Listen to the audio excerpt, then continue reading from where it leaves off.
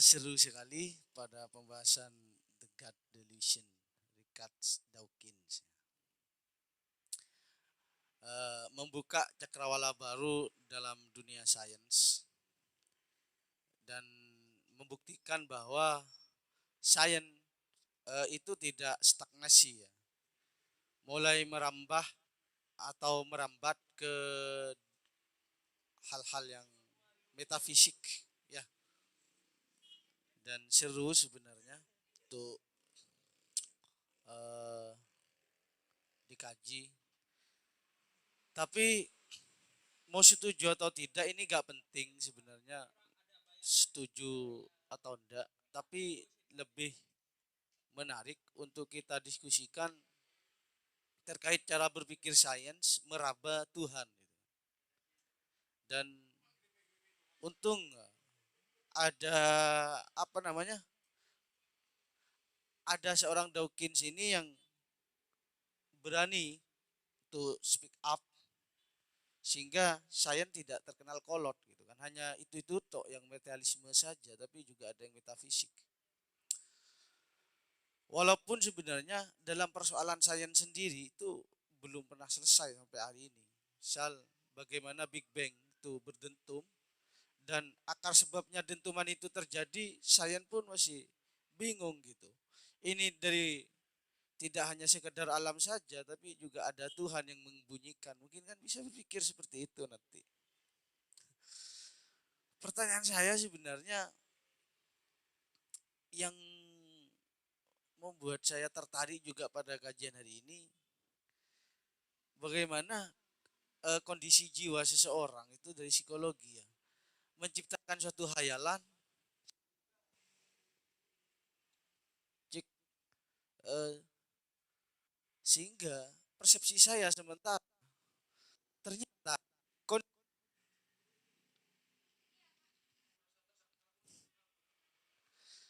persepsi saya itu ternyata sementara bahwa psikologi seseorang itu menentukan bagaimana ia menemukan Tuhan dan atau mempercayai Tuhan atau tidak. Sehingga saya tidak memaksa untuk merobohkan teori Dawkins ataupun mempercayai pernyataannya, karena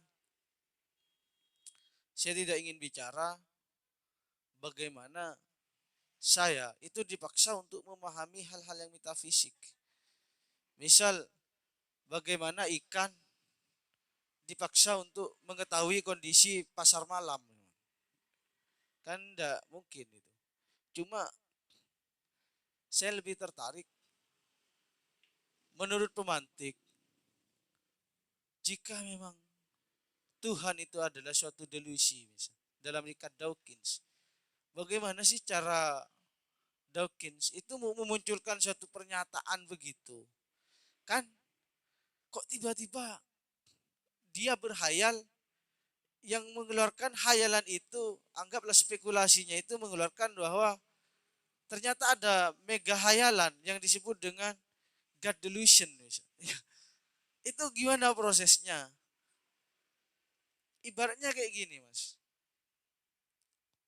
Saya tetap berpikir bahwa setiap yang dihayalkan itu, ini persepsi psikologi saya, setiap yang dihayalkan itu eh, materinya itu ada sebenarnya. Toh walaupun tidak ada pada masa saya, ketika saya berhayal, itu mungkin sebelum-sebelumnya. Misal saya sejak kecil diberi hayalan hantu, kuntilanak misalnya. Saya berpikir kuntilanak itu tetap ada walaupun tidak ada pada masa saya berhayal ketika itu. Nah, dari hal ini kan hayalan eh, Tuhan itu adalah produk hayalan. Sejak manusia itu berhayal tentang Tuhan, itu menunjukkan Tuhan itu ada secara materi. Dan dibuktikan dari sejarah misal.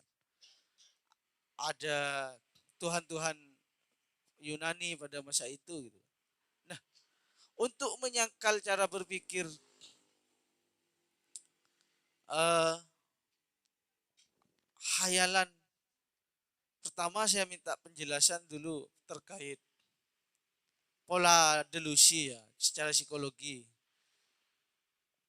Dan nanti nyampe nya kok bisa ke Tuhan gitu. Eh, itu sih dari saya sebentar. Ya, kalau pertanyaannya banyak mas. Ini masih ada dalam delusi saya. Cuma yang mau dijadikan filologi itu masih saya perlu merangkai gitu kan. Dan cara merangkainya itu saya masih cari cara. Apa sih pakai sains atau pakai psikologi atau pakai agama? Saya bingung ini. Kalau pakai filsafat tar susah dipahaminya. Apa pertanyaannya? Pertanyaannya tuh kalau nggak salah ya gini ya. Bagaimana kok bisa Tuhan itu menjadi delusi kan gitu kan sebenarnya pertanyaannya. Ya itu tadi sebenarnya sudah saya jelaskan. Cuma gak apa karena saya menghargai pertanyaannya. Jadi yang dimaksud delusi, kenapa kok Tuhan itu menjadi delusi? Delusi itu kalau dalam psikologi itu adalah hal objek delusi. Itu adalah sesuatu yang tidak kita ketahui, tidak non realitas. Jadi kita memiliki delusi. Delusi ini sering kerap kali dikaitkan dengan beberapa gangguan-gangguan dalam kepribadian manusia. Seperti ada sindrom yang dialami oleh Aliando itu juga merupakan salah satu bentuk delusi. Dia mengalami salah satu gejala. Aliando itu kalau nggak ilusi delusi.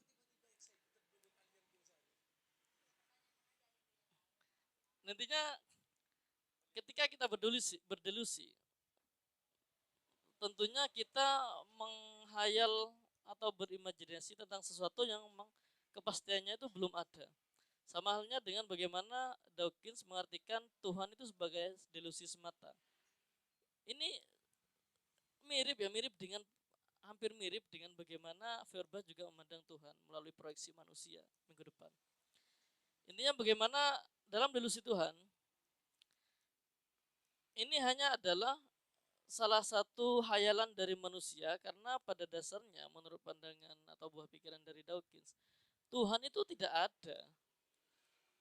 Karena logikanya kayak gini loh, orang ateis terutama Dawkins itu memandang bahwasanya intinya segala yang tidak bisa kita tempuh, jangkau, kita analisis secara indrawi materialistik itu tidak bisa menjadi objek kajian ilmiah dan itu otomatis masuk ke dalam sangkar-sangkar delusi.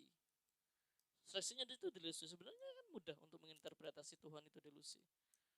Lantas di mana letak risikonya atau persoalan yang lebih lanjut di situ? Eh, anggap kita pakai tafsir mimpinya Freud ya. Ya, kita itu bermimpi itu secara kausal itu karena kita itu membayangkan sebelumnya atau memikirkan sesuatu itu sebelumnya atau kita anggaplah berharapan gitu mas ya kayak saya bermimpi dengan bidadari misal itu karena sebelumnya memang saya memikirkan bidadari itu ada gitu kan.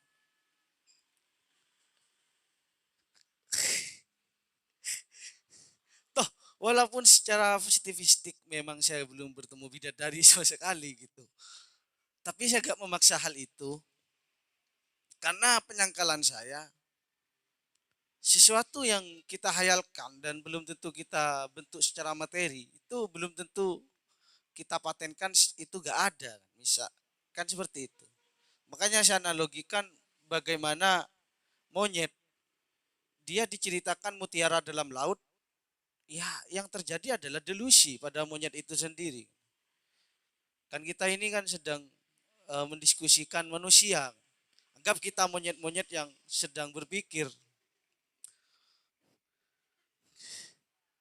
kan begitu. Nah, pertanyaan saya, Richard Dawkins itu dalam memahami delusi, itu diilhami oleh, kalau dalam psikologi itu diilhami siapa? Masa secara sains bisa?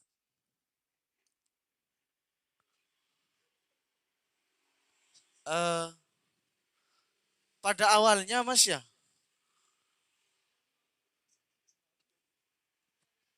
Newton itu Isaac Newton itu teorinya itu delusi dan dianggap dan akhirnya menjadi suatu kebenaran setelah itu terbukti secara empiris dan kemudian diruntuhkan oleh teori Einstein yang pada akhirnya kan punya Newton tuh runtuh setelah kebenarannya itu kebenaran terbatas, tidak menyeluruh gitu.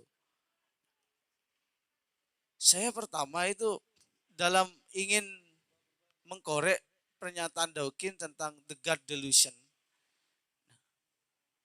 Yang dimaksud Dawkins delusi itu kan panjang, sehingga nanti saya menemukan definisi Tuhan menurut Dawkins. Apa dia mendefinisikan hanya God itu adalah suatu hayalan tok, dan prosesnya untuk menjadi hayalan itu kan panjang, Mas. Karena kondisi manusia, kondisi psikologi saya misal, ini bukan apa namanya tidak nyata, pernyataan Dawkins dalam sosialita kita nyata sebenarnya. Makanya kan ketakutan kontemporer orang-orang sains itu kan justru terjerumus pada fundamentalisme agama gitu. Karena memang nggak mampu untuk meraba Tuhan dari kacamata sains. Tapi ini kan menariknya untuk proses panjang menjadi delusi itu sehingga menjadi definisi God delusion itu tentu kan ada prosesnya. Dalam sosialnya begini, banyak orang kecewa pada Tuhan setelah harapannya itu disandarkan pada Tuhan dan tidak sesuai fakta, itu tidak sesuai ekspektasi.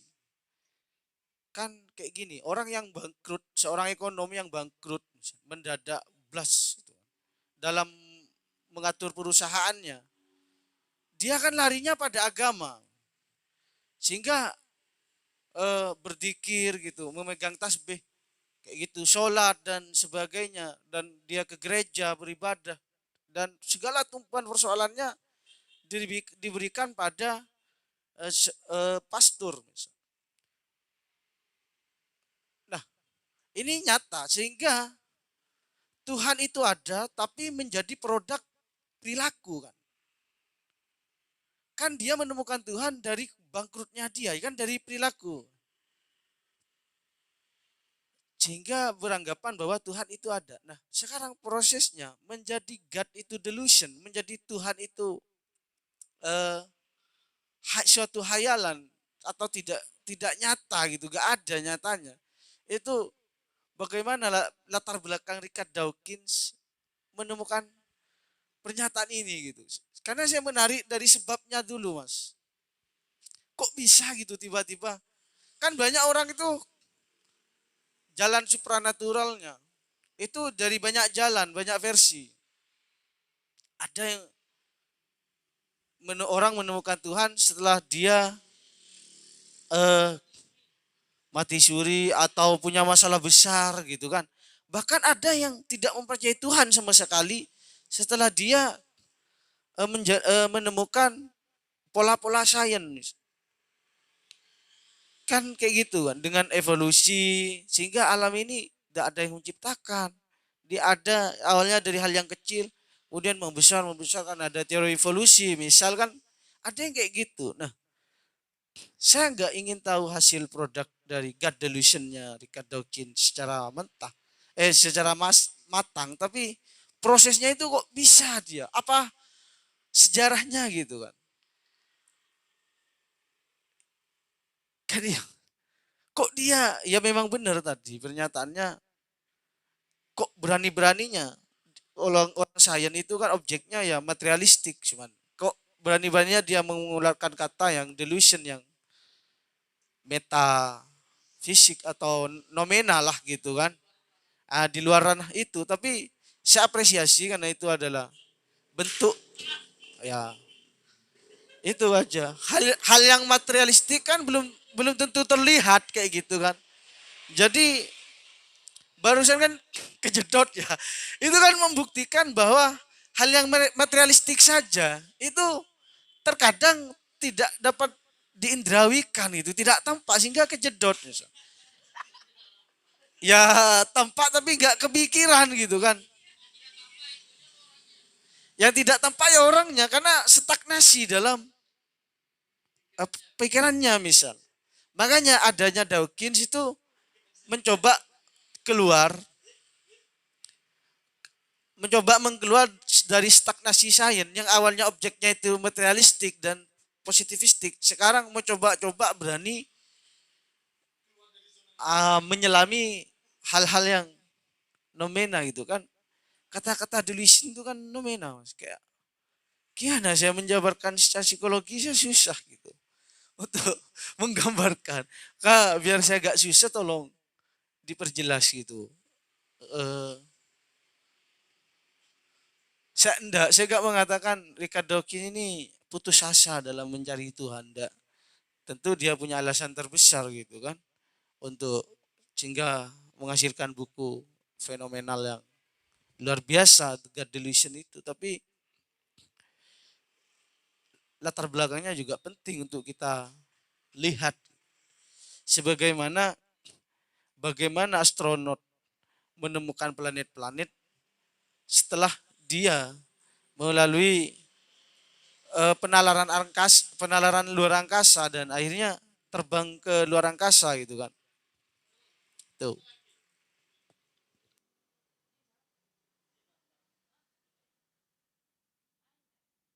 Alurnya kenapa kok bisa eh, Dawkins ini memberikan berspekulasi bahwasanya Tuhan itu adalah delusi.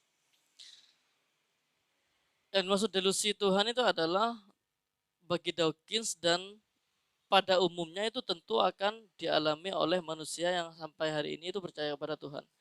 Karena tesis penting dalam memahami bahwasanya Tuhan itu delusi itu adalah we can found it. Kita tidak bisa menemukannya secara empiris. Itu latar utama kenapa kalau kita bisa menganggap bahwasanya kenapa kalau kita menggunakan istilah delusi. Kenapa kok kita tidak menggunakan istilah-istilah lain? Karena emang uh, ketidakpercayaan atau tesis ketiadaan Tuhan yang dikeluarkan oleh Dawkins ini juga berangkat dari asumsi atas selama ini yang dia pelajari bahwasanya segala hal yang meskipun bagi kita ada Tuhan itu pada dasarnya itu tidak ada.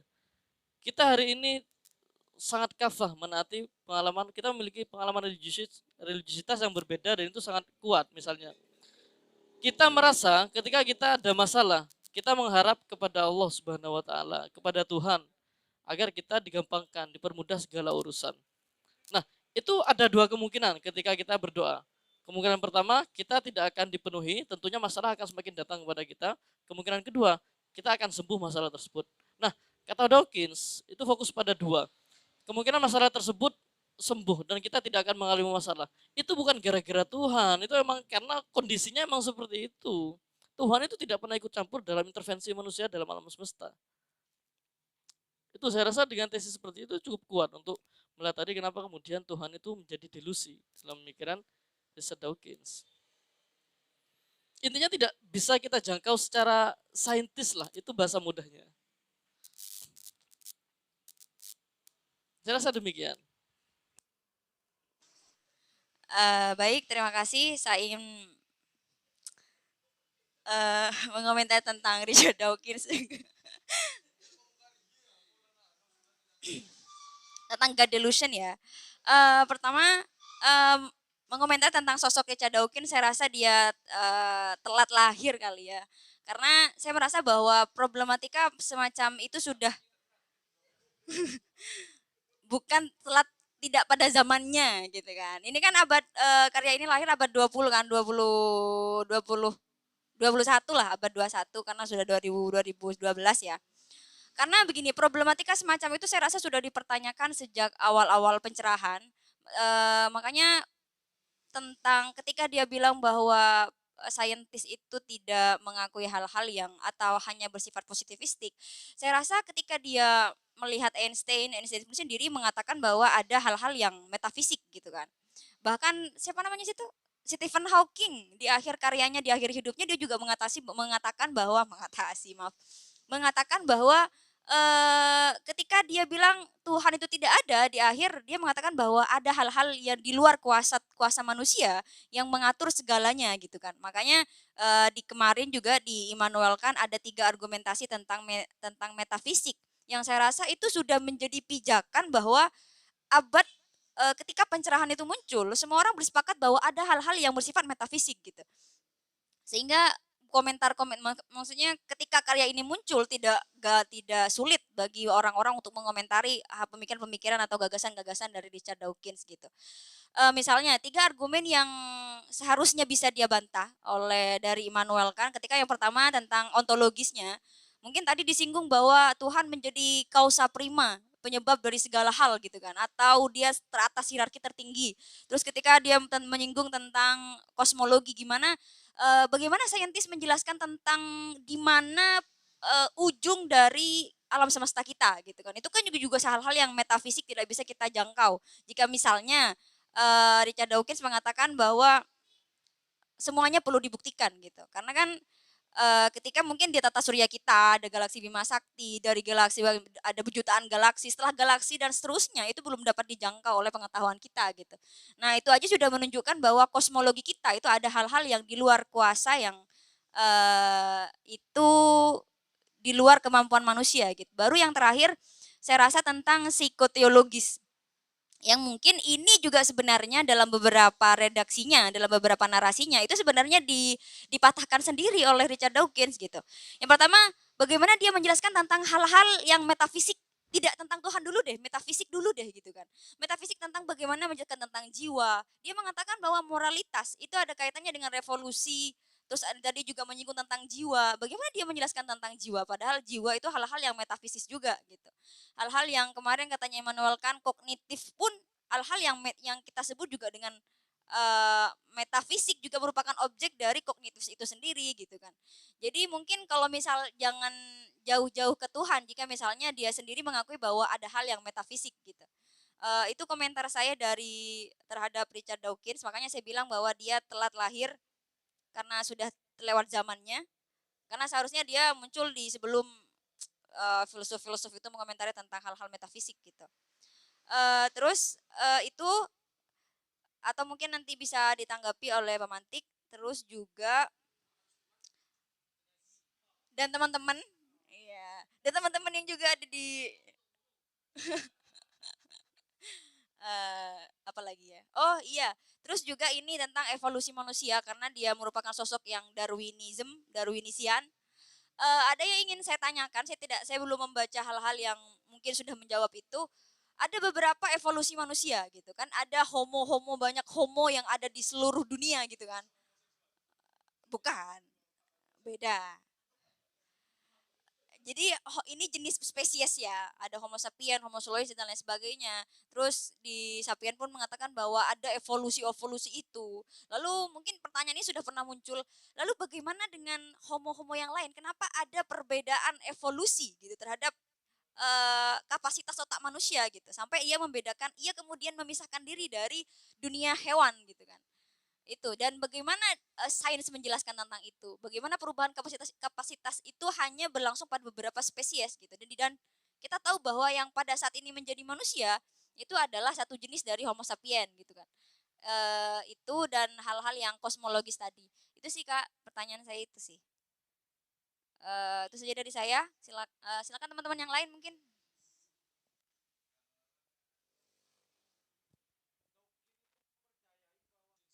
Iya, iya makanya saya tunggu. eh dan tanggapan sih tadi. Pertanyaan saya juga, ketika dia menyebut bahwa apa tadi itu kata-katanya bahwa segala ritual-ritual itu bisa dianggap sebagai ritual manusia. Tadi kan ada kalau ada ngadain ritual, itu niatnya harus niat karena manusia. Terus kenapa dia menyinggung niat gitu kan? Jika dia tidak percaya dengan hal-hal yang sifatnya metafisik gitu kan. Jika dia melihat bahwa dinamisme animisme itu hal-hal yang sama kolotnya misalnya atau sama purbanya dengan hal-hal yang berbau metafisik, lalu apa bedanya dengan itu gitu. Terus saya rasa semakin Dawkins melihat bahwa Tuhan itu sebagai delusi, itu saya merasa bahwa itu dia semakin mendekati Tuhan gitu. Kenapa? Karena dia sudah meninggal, masih hidup ya Kak, Dawkins. Ah, Oke, berarti belum bertemu Nietzsche. Saya sudah bertemu Tuhan duluan. Itu saja sih dari saya. Itu aja. Bersama malaikat mungkar. Mulai kan? Oke, bismillahirrahmanirrahim. Jadi mungkin ya agak sedikit komentar juga meskipun ada pertanyaan mungkin tidak terlalu bisa bertanya. Soalnya kayaknya memang sudah komprehensif ya. Jadi cukup kita diskusikan aja, kita saling lempar pendapat gimana-gimananya. Jadi yang menjadi paling apa ya? Ciamik kalau bahasa pemantik dari Richard Dawkins ini ya. Saya melihat bahwa memang kayaknya para ateis, orang-orang ateis itu yang paling narsis ini kayaknya Richard Dawkins ya. Dulu orang ateis itu seperti agama Islam awal mungkin ya. Orang ateis itu uh, tidak tidak memfrontalkan, tidak menampakkan, tidak menunjukkan keateisan mereka ke dalam ranah publik. Kalau dalam Islam itu periode sembunyi-sembunyi. Nah, apa ya, periode dakwah dengan sembunyi-sembunyi, door to door lah.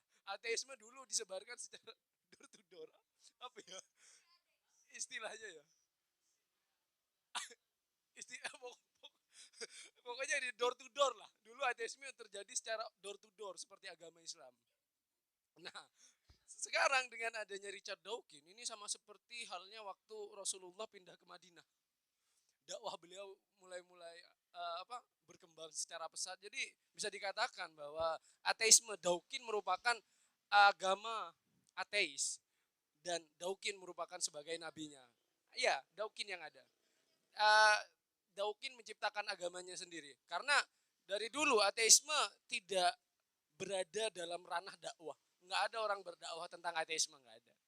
Nah, sekarang dengan adanya Dawkins kita melihat suatu bentuk agama baru yang dilihat bagi Nabi Dawkins ini tentang keateisannya. Kita melihat ada fenomena yang unik di sini sebenarnya. Dia menyanggah tentang masyarakat agama, tapi beliau sendiri sebenarnya menciptakan dakwah keagamaan dalam kurung yang anti agama secara formal dan institusional mungkin. Nah, yang menjadi lebih menarik lagi tentang the delusionnya Darwin ini, kita melihat bahwa sebenarnya dia mengatakan bahwa Tuhan itu merupakan proyeksi manusia, sehingga Tuhan dapat diartikan sebagai delusi hayalan manusia, sama seperti kita berhayal tentang sesuatu misalnya kayak bidadari dan lain sebagainya. Sebenarnya saya merasa semua hal memang awalnya semua hal itu memang dari hayalan manusia. Bedanya ada hayalan kita yang terverifikasi, ada hayalan kita yang tidak terverifikasi, hanya itu saja. Dari beberapa macam hayalan yang terverifikasi kita melihat bahwa misalnya seperti konsep kuda.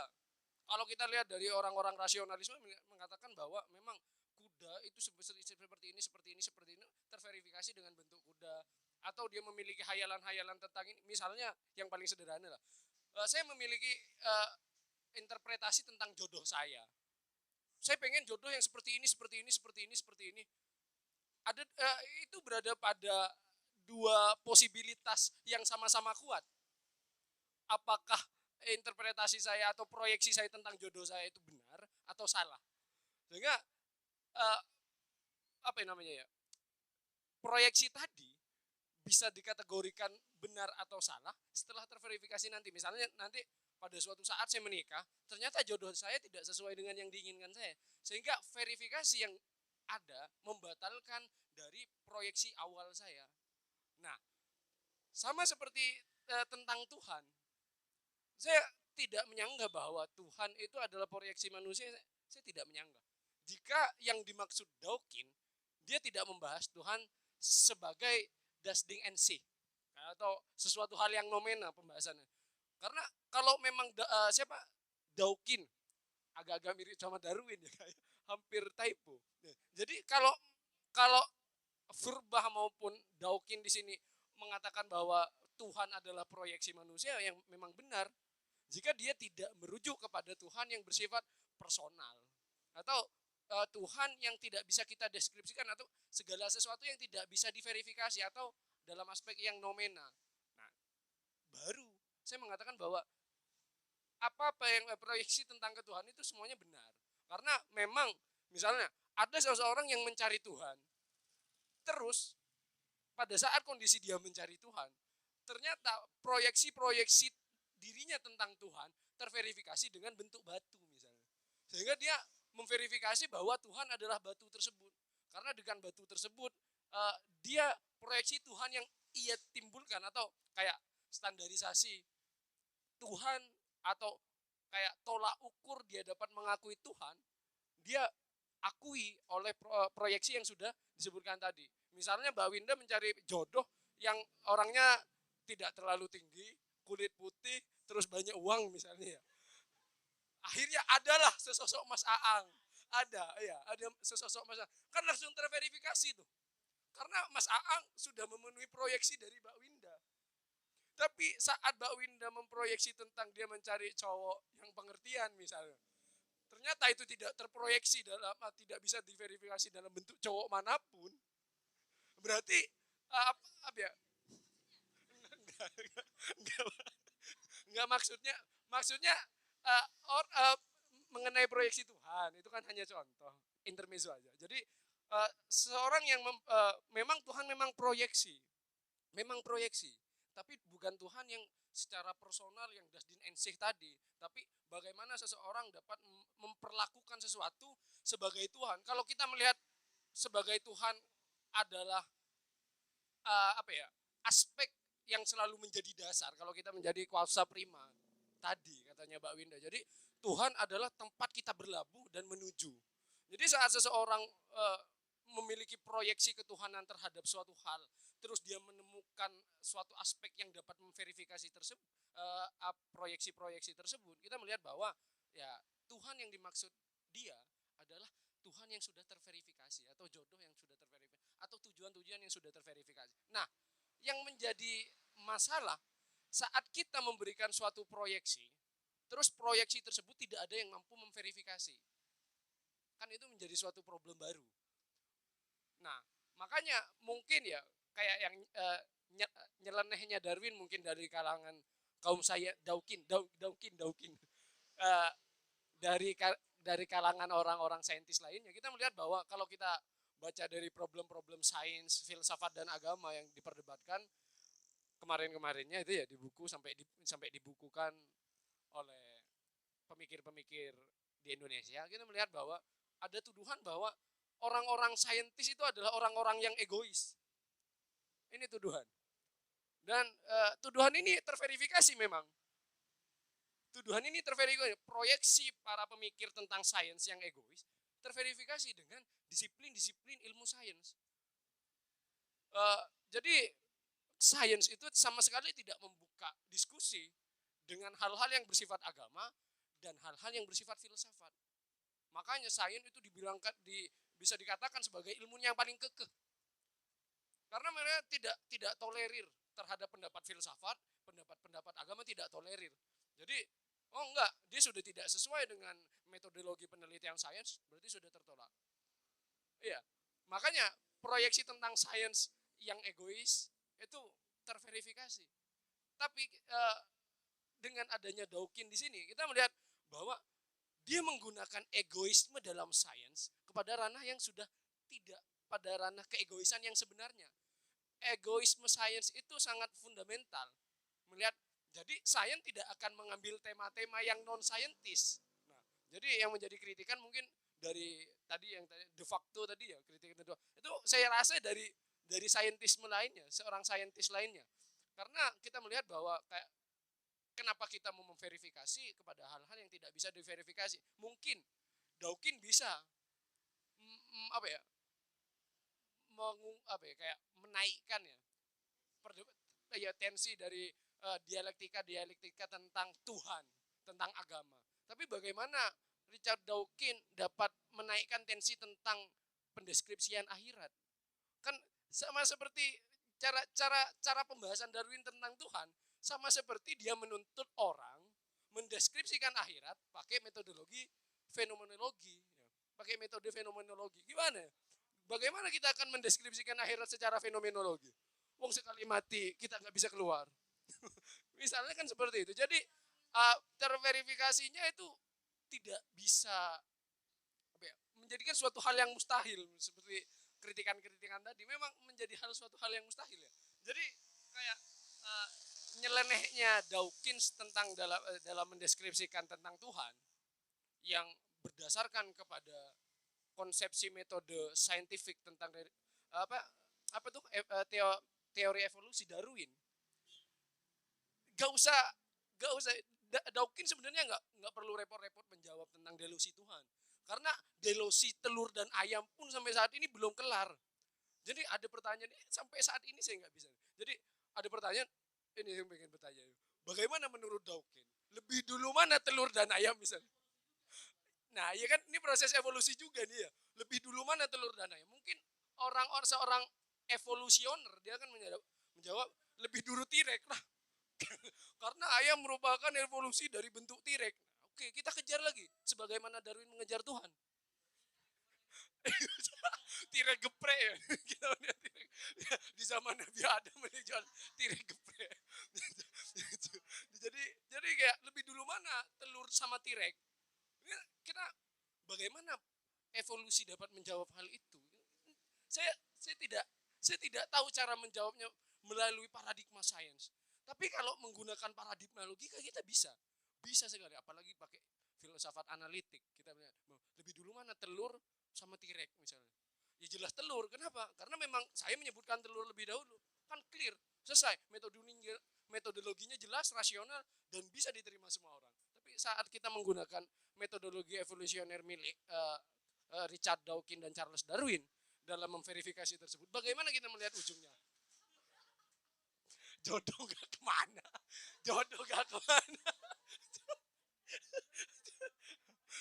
Jadi seperti itu Kak, itu pertanyaan saya. Bagaimana Richard Dawkins yang sudah berani mendeskripsikan, memverifikasi Tuhan, kan dia mengatakan Tuhan itu delusi, fakta atau non realitas dan lain sebagainya, sebenarnya kan verifikasi. Dia memverifikasi menggunakan teori evolusi Darwin. Nah, bagaimana dengan fenomena ini antara paradoks lebih dulu mana ayam dan telur atau T-Rex dan ayam? Karena kita ditarik ke ranah sana ya. T-Rex dan telur lebih dulu mana? Jadi akan agak susah. Karena kita ibaratkan kita mau ada orang kecelakaan, terus ada suatu hal yang diharuskan untuk membedah hal tersebut, tapi pisau bedah kita itu tidak lengkap. Alih-alih kita dapat menyelamatkan nyawa orang tersebut, justru kita lebih cepat membunuh. Dan itu dibenarkan oleh etika kedokteran. Kalau sudah gak bisa diselamatkan, sudah bunuh aja daripada kesakitan. Misalnya kan gitu. Memang seperti itu, Mbak. Makanya sampean ini kesampaian dulu cita-citanya jadi dokter. Ada namanya nih. Etika dokter, makanya itu sudah ditolak, masih maunya enggak. Jadi mungkin demikian. Mungkin kita ini akan diskusikan bersama-sama ya teman-teman. Lebih khususnya tentang delusi Tuhan sebagai tema utama, dan yang paling menarik tentang moral sebagai apa itu namanya, survival of the fittest. Jadi kita melihat kenapa Richard Dawkins memberikan tensi moral yang agak aneh dan nyeleneh dan mempercepat kiamat mungkin ya, kalau dalam perspektif Islam ya Mas Aang ya. karena kita tahu sendiri kalau kita Presiden Jokowi bilang kita sekarang bukan bersaing, kita kolaborasi. Kolaborasi. Mungkin sekian. Assalamualaikum warahmatullahi wabarakatuh.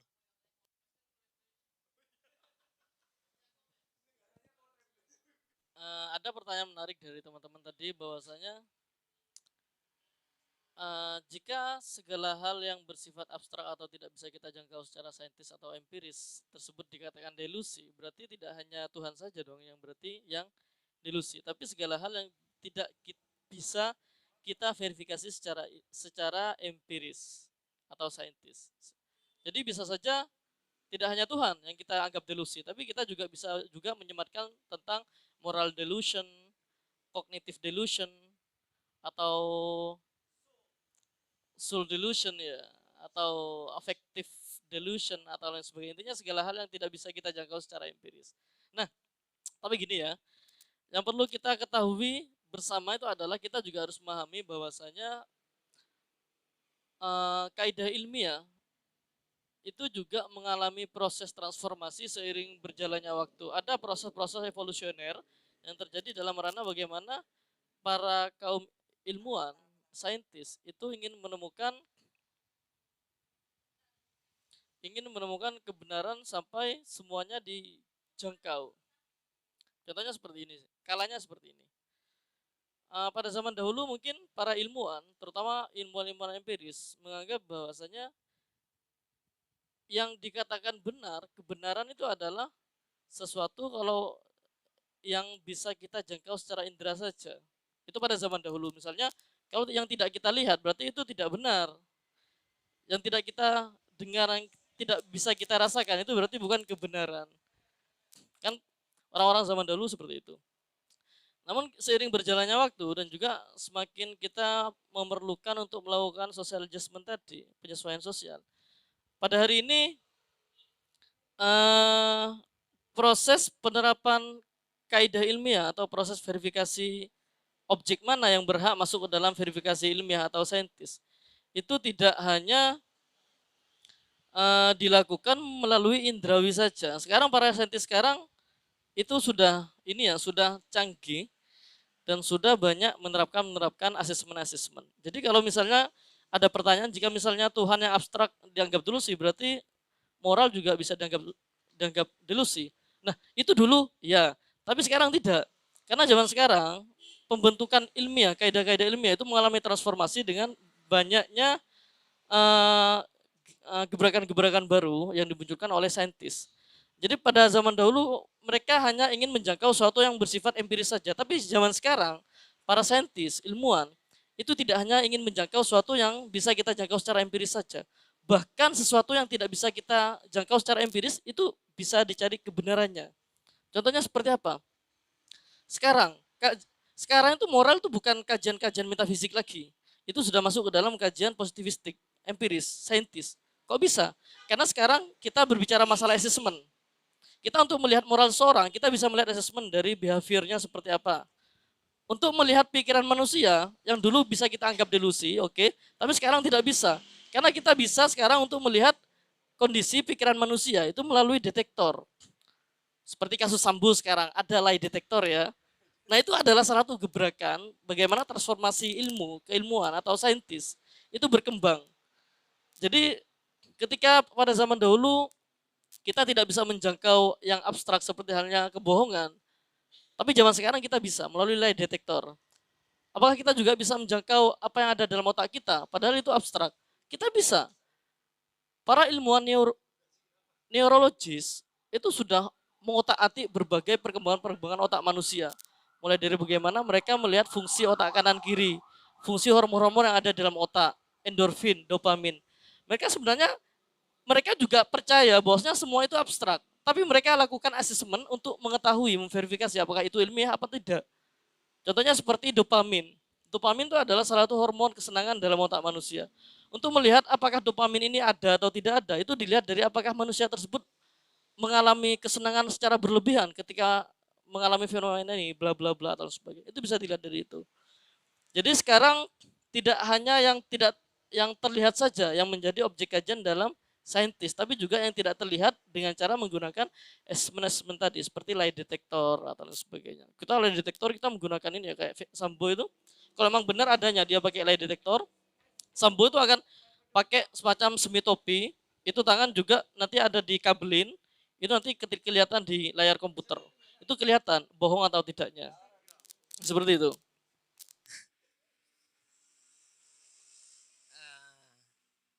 Saya awali dari yang tadi Mas Banu tanggapi tentang ego, Sayan itu ego. Pertama, mungkin saya melengkapi ya. Takutnya apa? Takutnya terlalu overthinking mungkin. Jadi jadi kalau dipukul rata, mengeneralisasi bahwa sains itu ego, saya kira kurang tepat. Jadi saya kira kurang tepat. Bukan mengkritik, tapi mungkin ingin memberi masukan aja gitu.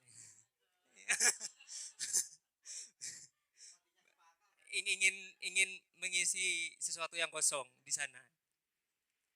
Jadi tapi tidak bisa dipungkiri, misalnya seperti halnya Dawkins, kemudian teman-temannya Dawkins itu juga ada Sam Harris atau Daniel C. Dennett itu, atau satu orang lagi saya lupa orangnya. 4 orang itu memang bersekongkol gitu. Tapi maksudnya memang jika pada akhirnya sains itu dibelokkan gitu ya, itu memang tidak bisa dipungkiri, memang iya gitu. Pada fenomenanya memang iya, tapi mengeneralisasi atau memukul rata bahwa sains itu ego, menurut saya itu kurang tepat gitu. Gitu. Karena nanti juga pada ini karena dari ini ya dari sejarah mungkin ya, istilahnya sejarah, dari kemunculannya sains kita tarik lagi ke empirisme, awal munculnya empirisme dari zaman-zamannya Francis Bacon dan David Hume itu, pondasi sains memang dibangun dari berawal dari empirisme, kemudian ya berkembang sampai muncul teori-teorinya yang sekarang terbaru itu Thomas Kuhn, revolusi sains itu, dan juga atau mungkin Karl Popper. Jadi itu sih karena memang kenapa sains itu nggak bisa nggak bisa dibilang ego, karena memang pada dasarnya kalau kita mendefinisikan sains itu sendiri ya berangkat sainsnya barat yang kita anut itu memang berangkat dari situ gitu. Jadi memang pada dasarnya kita perlu diketahui, dibatasi dari situ dulu gitu.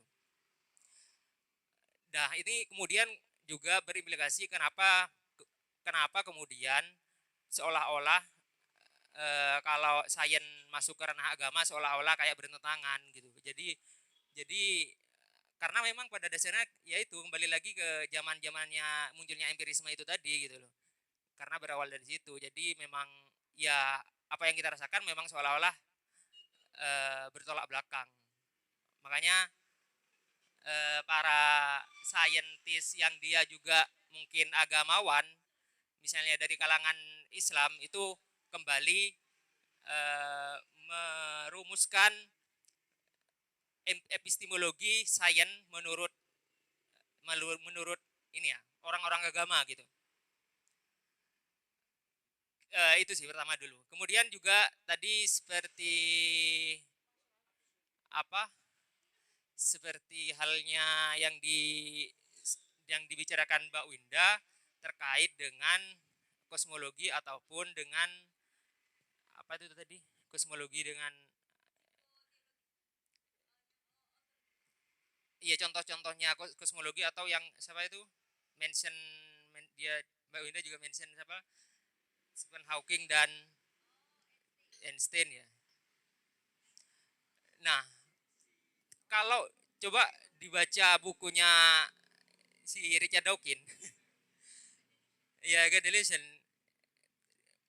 di Richard Dawkins itu mengatakan bahwa yang dimaksud Einstein, bahwa Einstein mengatakan ada suatu entitas yang dia tidak bisa kita jangkau, maksud Einstein itu bukan berarti kita tafsirkan Tuhan gitu. Tidak berarti itu berarti Tuhan gitu. Einstein mengatakan itu di bukunya Richard Dawkins, God Delusion itu, di halaman-halaman awal. Termasuk juga Stephen Hawking. Kalau orang mengatakan bahwa Stephen Hawking di akhir hidupnya juga mengatakan bahwa ada entitas juga gitu, sama halnya dengan Einstein yang barusan Mbak Winda bilang. Di Richard Dawkins itu juga, di God Delusion itu juga menyebutkan bahwa yang dimaksud Stephen Hawking itu bukan berarti Tuhan gitu. Cuman bisa jadi ketidakmampuan sains pada saat ini menjangkau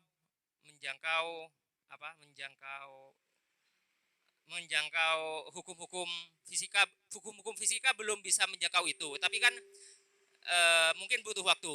Analoginya seperti ini. Dulu sebelum sebelum ini ya, Kopernikus dan kawan-kawannya waktu membuktikan bahwa matahari itu dikelilingi oleh bumi, itu kan bahwa masyarakat bumi mengklaim bahwa matahari lah yang mengelilingi bumi gitu. Nah, itu sudah pada waktu itu kemampuan sains gitu loh. Kesepakatan semua orang di bumi pada waktu itu bahwa bumi adalah pusat alam semesta dan matahari mengelilingi bumi.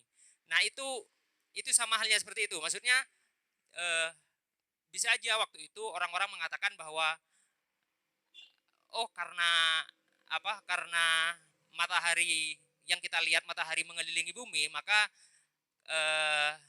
otomatis berarti seolah-olah ini ada entitas lain mungkin ya, kayak gitu.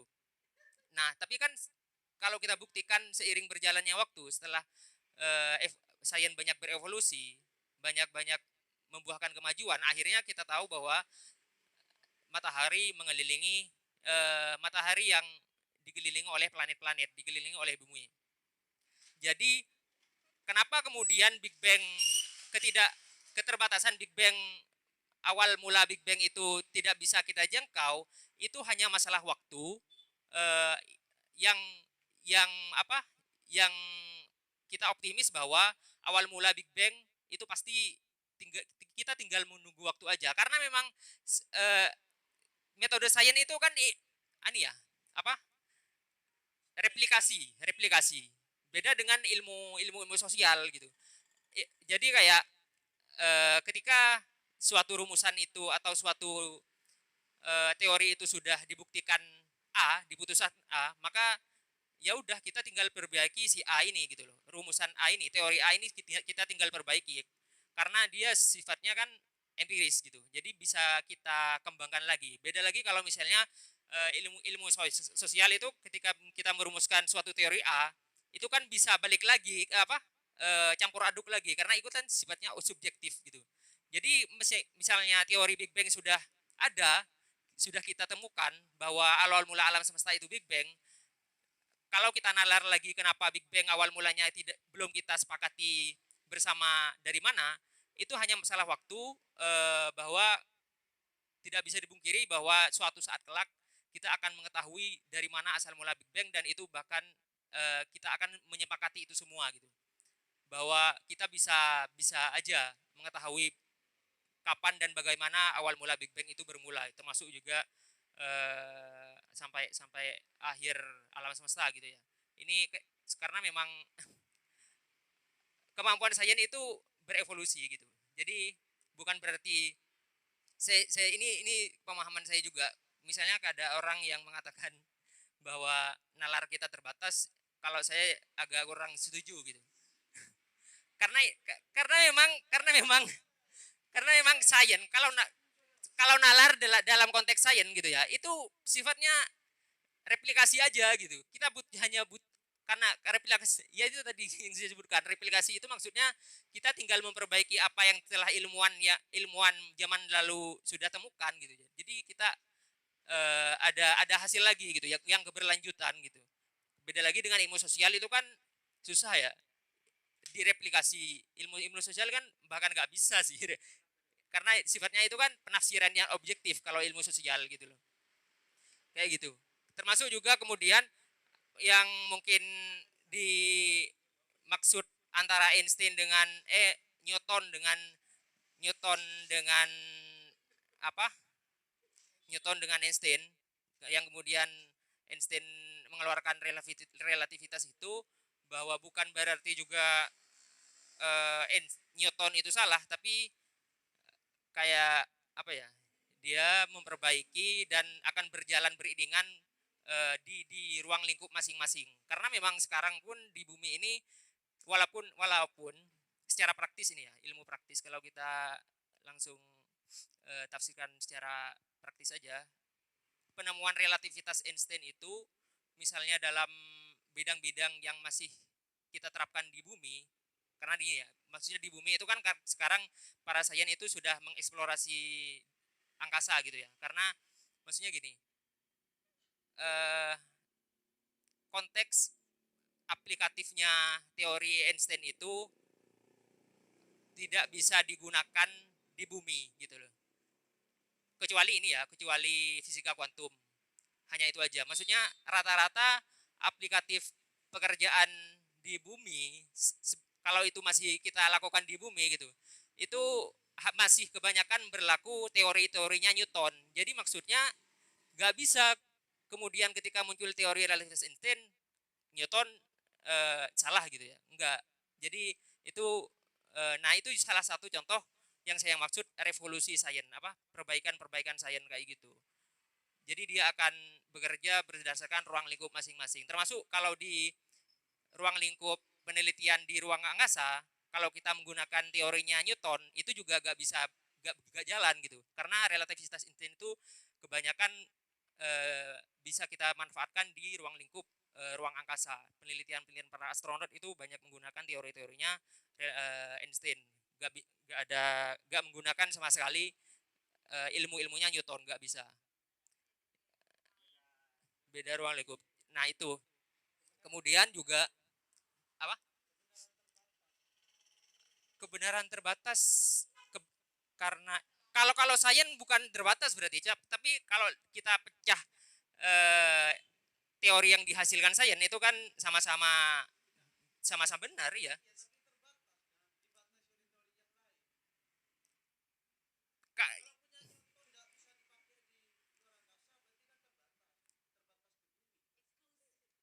Kalau misalnya ini deh, termasuk gini deh, apa teori elektromagnetik gitu ya. Dalam sains ada kan dari adanya ditemukannya teori elektromagnetik itu kan kemudian kita bisa menikmati handphone, televisi dan sebagainya itu. Nah, kan nggak bisa dalam mengembangkan alat elektronik menggunakan teorinya Newton gitu loh. Nah, berarti harus menggunakan teori elektromagnetik gitu. Nah, kayak gitu kira-kira. Jadi berjalan di ruang lingkup masing-masing gitu. Maksudnya kalau kita bicara elektromagnetik digunakan di aplikatif lain ya memang terbatas. tapi perlu digarisbawahi kalau misalnya kita eh, kita ini ya tarik secara general sains itu sendiri, saya kira kalau saya sendiri nggak bisa ditafsirkan terbatas gitu. Kalau sains itu sendiri ya kan, kalau sains berarti kita bicara secara general gitu, bukan secara apakah itu elektromagnetik atau Newton atau relativitas gitu. Itu sih. Nah, kemudian saya pengen tanya karena kalau mungkin sudah clear terkait awal mula kenapa akhirnya delusion, karena itu kan Tuhannya sudah diproyeksikan atau diasumsikan menurut Richard Dawkins seperti itulah, apa empiris seperti yang dinyatakan sama juga Gus Ulil Absor itu, empiris dan positivistik. Saya cuma pengen tanya aja sederhananya bagaimana Dawkins menafsirkan fenomena agama. Maksudnya saya perlu kita bedakan dulu antara Tuhan dengan agama. Menurut Dawkins fenomena munculnya agama itu seperti apa gitu. Saya kira mungkin jawabannya jangan dikaitkan dengan definisi Tuhan dulu, tapi agama itu sendiri seperti apa sih menurut Dawkins gitu penafsirannya dari munculnya apapun lah, agama apapun gitu. Itu sih. Tadi saya juga sempat menyinggung ya terkait agama menurut pola pandang ini ya, menurut pandang Richard Dawkins. Ada porsi tersendiri pembahasan Richard Dawkins tadi pas saya paparkan itu terkait agama non Tuhan ya. Jadi berbicara agama, kalau menurut Dawkins itu agama itu hanya sebagai kultus budaya, proyeksi manusia tentang bagaimana evolusi budaya terjadi. Nah, sebenarnya budaya itu kalau kata Richard Dawkins itu sama kayak bagaimana sekumpulan-sekumpulan orang dalam sebuah kelompok saja. Karena itu adalah evolusi budaya. Sama dengan kenapa tujuan Richard Dawkins menciptakan meme. Nah, sama kayak gitu, Mas. Jadi meme diciptakan oleh Dawkins itu hanya sebagai bagaimana agar itu bisa menjadi produk dari evolusi budaya yang berkat peniruan-peniruan dari konteks realitas ke dalam bentuk meme media sosial atau sebagainya. Jadi tidak lebih dari sekedar itu dalam proyeksikan agama. Karena agama itu adalah tempat yang kosong, sama halnya ketika kita berada dalam sebuah kelompok. Kita hanya disediakan norma-norma kelompok. Kita hanya disediakan aturan-aturan kelompok, atau juga bahkan di beberapa kelompok ada juga yang doktrin fanatisme buta. Betul, produknya ADRT ya. Tapi kayaknya fenomena agama kalau kita tarik ke sains mungkin ini jawaban saya mungkin aja. Fenomena agama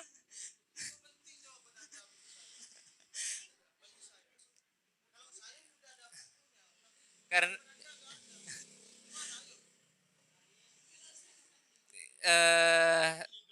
bahwa fenomena agama kalau kita secara positivistik itu kan sekarang sudah dalam sains sudah ada ilmu neuroscience yang maksudnya kalau kita secara psikologi kan masih ini ya masih terlalu abstrak gitu ya. Kalau kita kaji fenomena agama dari segi psikologi itu kan oh mungkin saja kan gitu. Mungkin saja. Tapi sekarang itu dari perkembangan sains ada kan sekarang neuroscience yang bahkan neuroscience itu bahkan mengalahkan orang-orang psikolog malah karena lebih empiris gitu. Neuroscience. Atau di Indonesia mungkin teman-teman bisa tokoh-tokohnya itu atau ilmuannya itu ada saya lupa Ryu Hasan. Nah itu ya banyak lah di YouTube itu. Nah jadi maksudnya saya inilah apa? Saya pengen punya antitesis tentang kalau sudah ada neuroscience gimana sih orang-orang seperti Dawkins menganggap fenomena agama gitu loh maksudnya.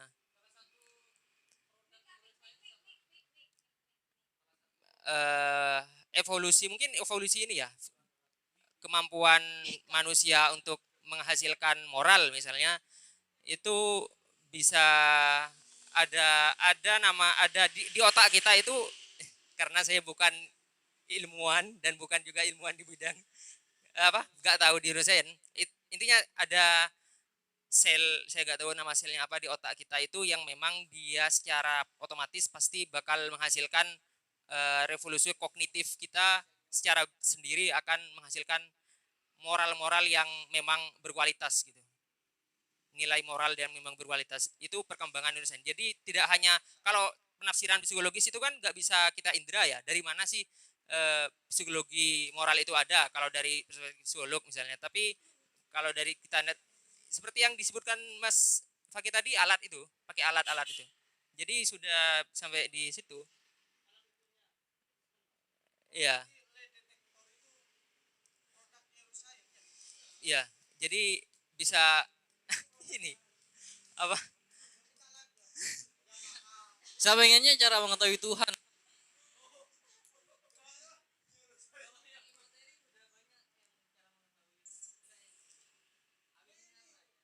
Kognitif kita aja intinya memang ada kalau kita tarik lagi kenapa kemudian muncul seperti itu ya bisa kita jawab dengan teori evolusi aja gini sih apa saya pengen banyak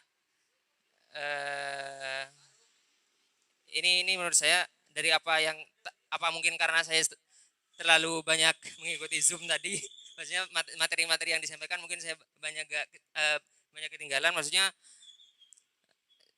saya pengen lebih mendalam tentang Richard Dawkins dan The God Delusion-nya soalnya dari tadi terlalu banyak yang disampaikan itu yang kontranya aja maksudnya mungkin bisa diposisikan teman-teman sekalian di dalam posisinya Richard Dawkins biar lebih objektif aja apa yang disampaikan Richard Dawkins benar-benar orisinal gitu bukan penafsiran tiba-tiba langsung disampaikan materinya seolah-olah langsung dikontrakan gitu.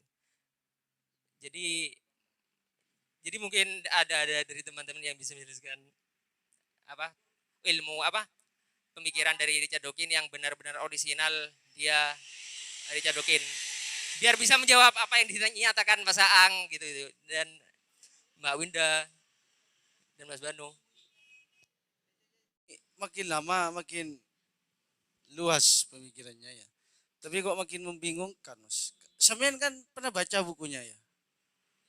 Richard Dawkins God Delusion. Kalian tadi buka halaman-halaman itu.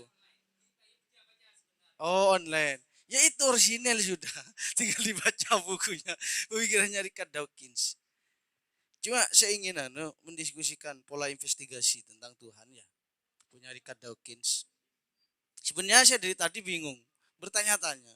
Tuh. Oke, secara materi, secara empirisme, Tuhan itu delusi misal menurut Richard Dawkins. Tapi apa ya? Kalau dari yang tadi disampaikan oleh kayak Mas Haril tentang neuroscience dan moral apa tadi oleh pemantik, itu kan seakan-akan fungsinya yang dipaparkan. Seakan-akan itu ada, moral itu ada, agama itu ada, karena fungsinya dapat dipaparkan kan kayak gitu, Mas. Lah, kenapa lo kita yuk investigasi Tuhan itu secara fungsional saja, biar kalau secara materi mungkin apa namanya tadi delusi mungkin dari Richard Dawkins. Saya tadi bertanya-tanya ini delusi ya mungkin delusi secara materi ya, tapi melalui alat ukurnya.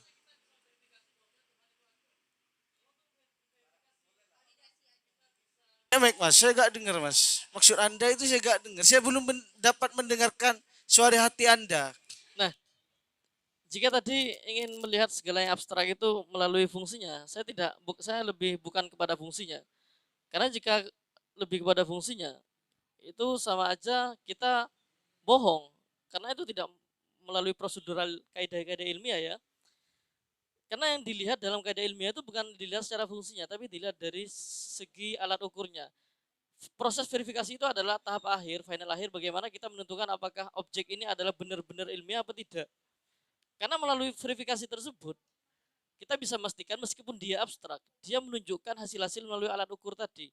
Kemudian kita bisa verifikasi. Nah, terkait Tuhan, bagaimana kita memverifikasi?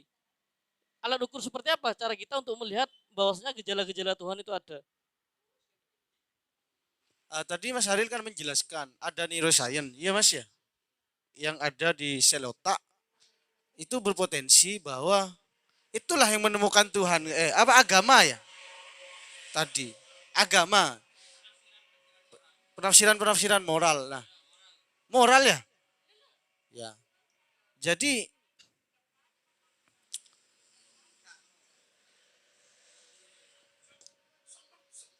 sementara kan dalam alat ukur bahwa Tuhan itu ada mesti keyakinan kan ya Mas ya?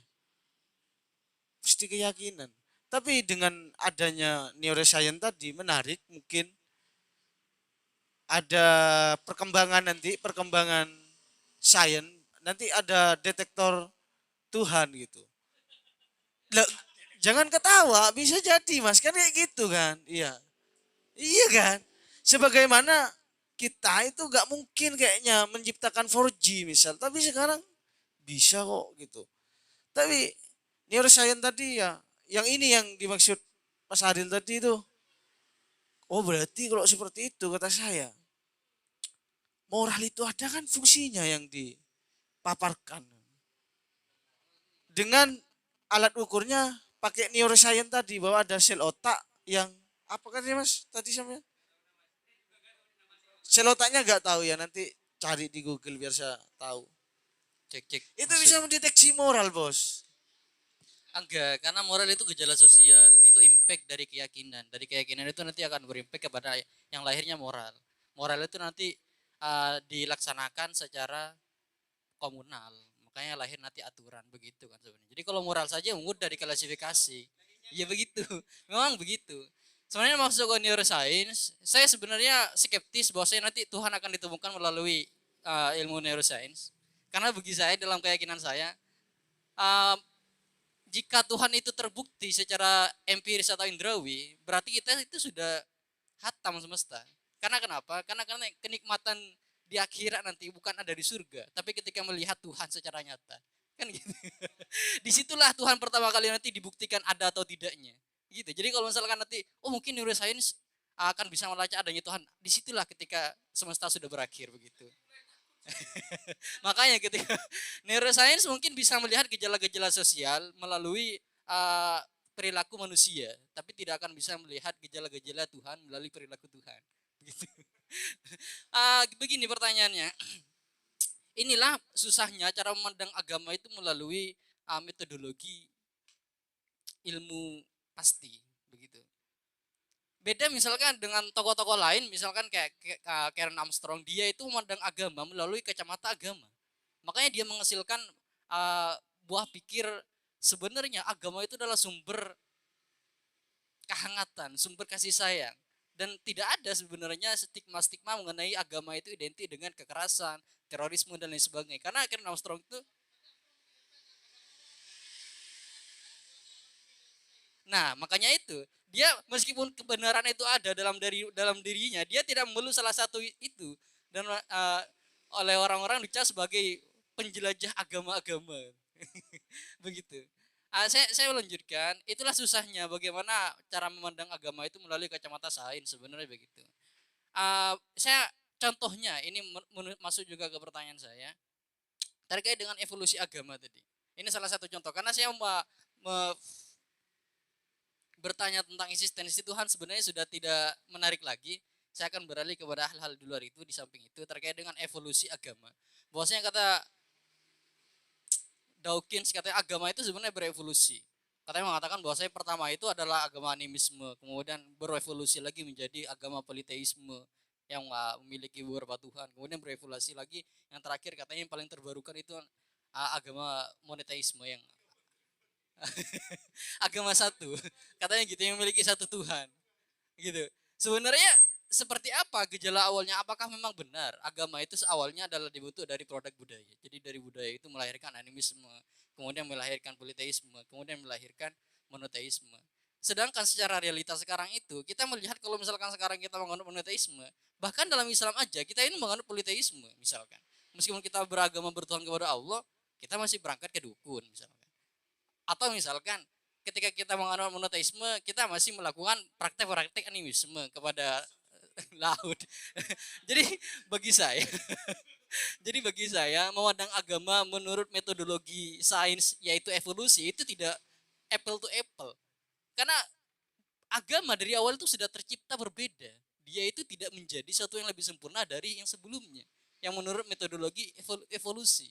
Jadi kalau misalkan dari sini saja saya mengatakan metodologi evolusi tidak bisa dipakai untuk mengklasifikasi perkembangan agama yang ada di dunia.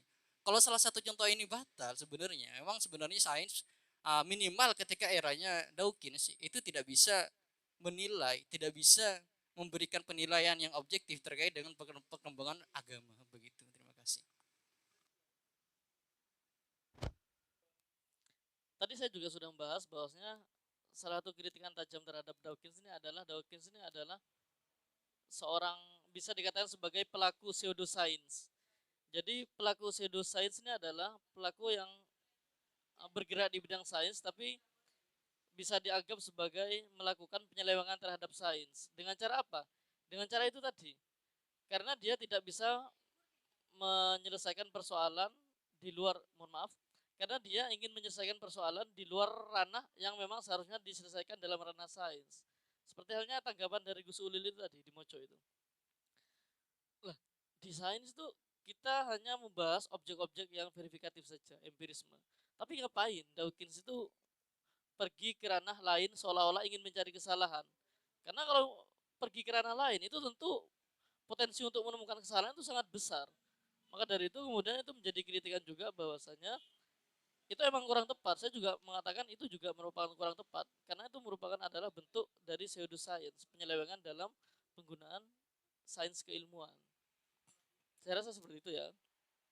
Baik teman-teman sekalian, terima kasih atas diskusinya hari ini. Meskipun karya dari Richard Dawkins, The God Delusion ini sangat provokatif, fenomenal dan juga sempat meramaikan wacana keilmuan kita. Tapi setidaknya kita bisa mengambil ilmu dari apa yang disampaikan dalam buah pikiran Richard Dawkins. Kita sebagai pembaca setia, kita bisa menerima, kita bisa juga bertanya. Tapi untuk bertanya apakah kita setuju atau tidak, itu bukan persoalan penting. Baik, terima kasih atas partisipasinya teman-teman semuanya. Semoga dengan baca karya fenomenal ini, semoga kita tidak berhenti membaca, terutama dalam kajian-kajian ilmu sains, agar kita bisa menambah cakrawala keilmuan kita. Baik, sekian. Terima kasih. Mohon maaf jika ada kesalahan. Assalamualaikum warahmatullahi wabarakatuh.